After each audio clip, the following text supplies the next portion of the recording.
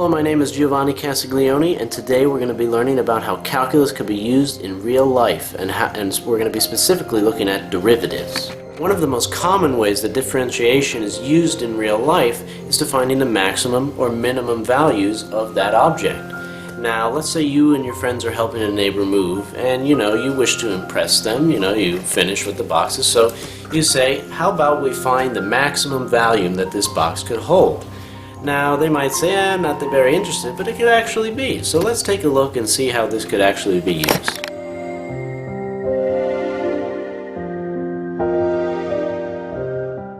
Alright, so this is our box.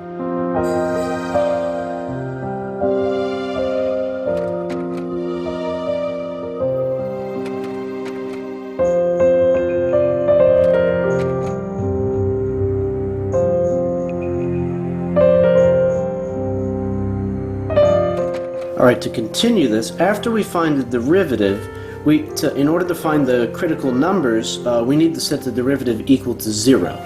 So I just rewrote the equation here, set it equal to 0. And now we want to get the first term by itself, so we divide the 12. We're trying to simplify it as much as we can.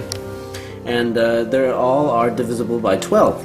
So we get h squared minus 40h plus 300. Now we're going to do some trinomial factoring. Now what the goal that we're trying to do here is we're trying to find two numbers that add up to be the second term and multiply to be the third term. Now if we look at this, negative 30 and negative 10 added together equal negative 40, and negative 30 times negative 10 equal positive 300. So these are two numbers. So the height could either be 30 or 10.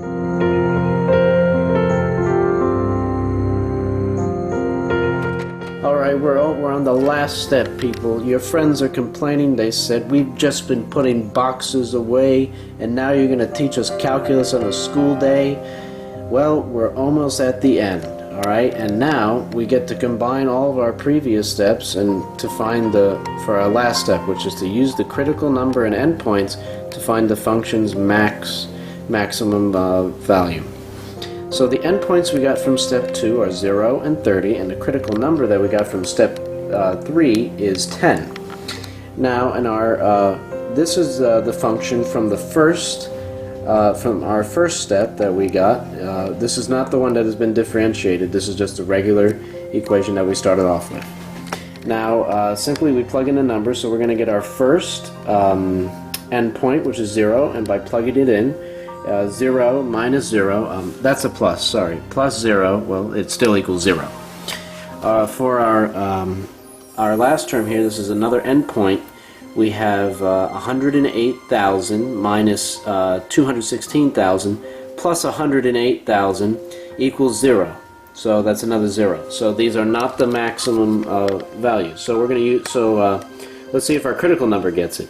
So 4,000 minus 24,000 plus 36,000 is 16,000. It's not a 0. That is our maximum value. Alright, so now I'm not lying, we really made it. This is the end. Alright, so in our last step we had that a height of 10, which was the critical number, it gave us the maximum value, which is 16,000 cubic inches. Now we have the height, which is 10. Now we have to find the length and the width. Now, like I said, the height is 10. The length and the width were both 60 minus 2h. Well, now we know what h is. H is 10, so 60 minus 20 equals 40.